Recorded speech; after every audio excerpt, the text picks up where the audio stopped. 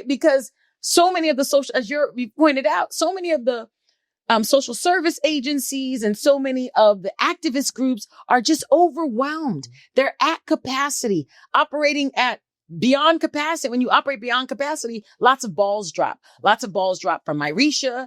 Lots of balls dropped in terms of the fight back starting on this particular issue, because again, this narrative was in place and people had other things to do. So, when we have our warriors under-resourced, like that can do great harm, right? Because then that's who was supposed to come in and fix this thing up. But if they're fixing up 10, 12 other things, then the injustice is just going to exist. It's going to persist, right? And I'll say one more thing is that I tell my students this, I teach, race and the law. And I say, the number one thing I tell my students is, I said, let me tell you how any injustice persists. There is one way and one way only injustice persists. And that is when it becomes normalized. When it becomes normal, that's the moment where that injustice is because when it becomes normal, then, and that's what happened in Detroit.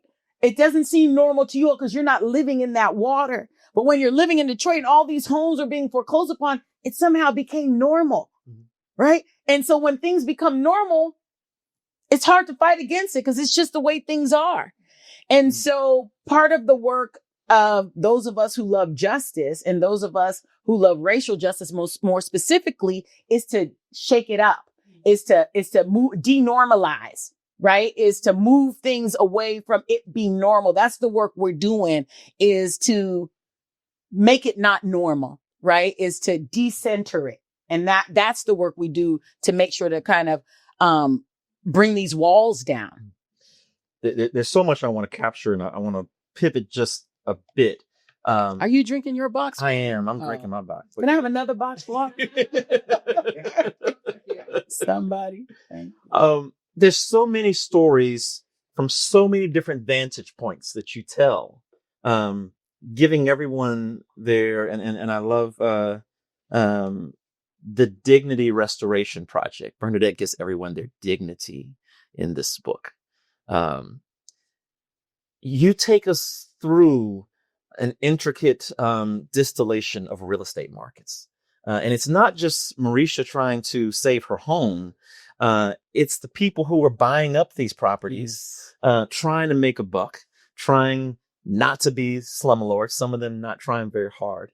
And all of the challenges with those who try to, with good intentions or not so good intentions, participate in these market dynamics that this collapse of policy has set up.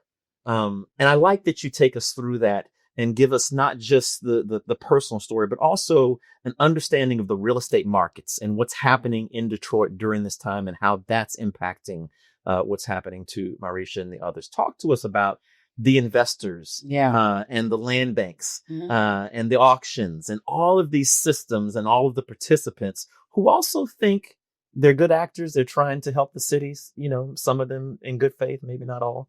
Talk to us about that. So I always say, if you want to get to the bottom of any problem, I tell my nieces, in your love life and wherever you are, whatever part of your life, you want to get to the bottom of the problem, follow the money. Okay. Follow the money. And that's going to tell you a lot. And so that's what the book does, is it follows the money. And it's saying someone's profiting from all of this. Who's profiting?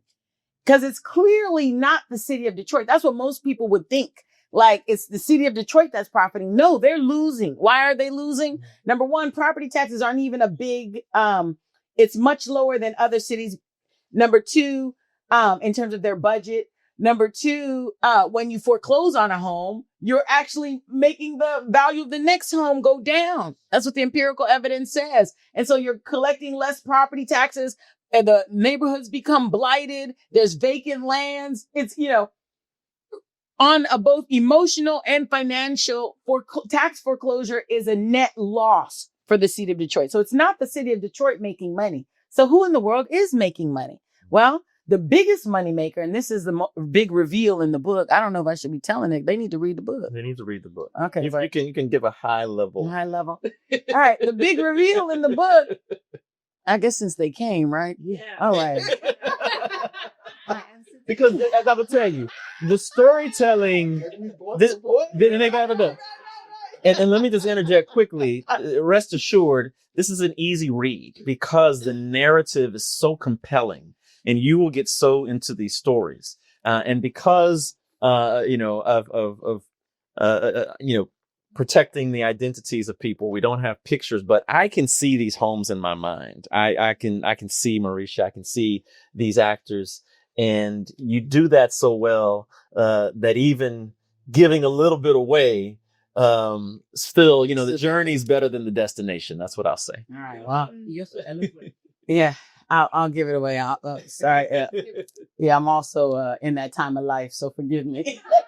The women will understand what's happening here. All right. So the big reveal is that who's making money? The biggest money maker is Wayne County, right? So let me explain to you what happens. Detroit, after the mortgage foreclosure crisis, they go through the largest municipal bankruptcy in U.S. history. So everyone knows about Detroit's bankruptcy. But what folks don't know about is Wayne County and let me say this. Detroit goes through bankruptcy and gets taken over by an emergency manager, right? If you're into this area, everybody knows about that. But what people don't know is that Wayne County was also at the same time in a financial emergency and at the brink of bankruptcy and at the brink of getting taken over by an emergency manager. How do they save themselves? They save themselves through something called the Delinquent Tax Revolving Fund. The money in that fund. Where does that money come from? That money comes from delinquent taxes from Detroit. So anytime you have a delinquent tax, it's the county that then the city transfers the debt to the county, and the county does a couple of things. Number one, they put an 18% interest penalty on the debt, which is a racist policy in and of itself. Why? Because when you put an 18% interest penalty, that assumes I have the money and I just don't want to pay it.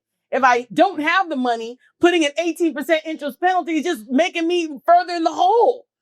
Right? And so that 18% interest penalty, along with all of the funds they got from selling the homes in tax foreclosure, all of that money goes into the Delinquent Tax Revolving Fund. And they use that money to cover their budget deficit and save themselves from bankruptcy and emergency management. All right. So that's part of the reveal. But there are lots of other money makers, but that Wayne County is the biggest money maker, but there's lots of other money makers. There's, people buying up thousands of properties at a time, right? There's people from a whole thing, I don't know what happened or what it was about, but Argentinians, a lot of Argentinians coming for I don't know what's up with that, and there was, people from other countries, from the suburbs. Everyone is kind of, even local Detroiters who are then being overtaxed themselves, but then also profiting at the same time. So there's a big array of people who are actually making money from all of this. But again, the biggest money maker of this whole thing was Wayne County.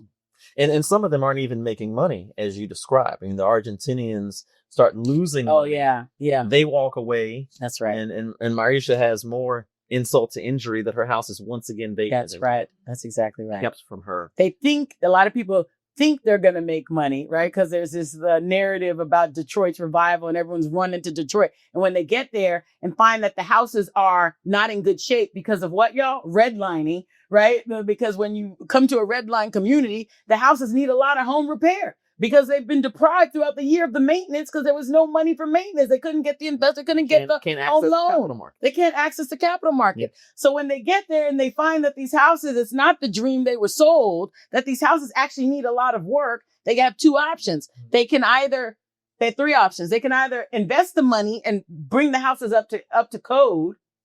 They're not willing to do that. A lot of them. There was one in the book who was. Yeah. So I show you a little bit of everybody. I'm not making any bad guys.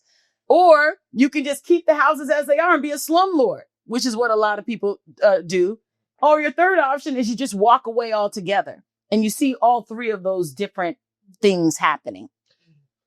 can we double click just a little bit into the slumlord issue, because Marisha is smart, and she realizes if it's not going to be my house and I can still live here, I'm going to have some dignity.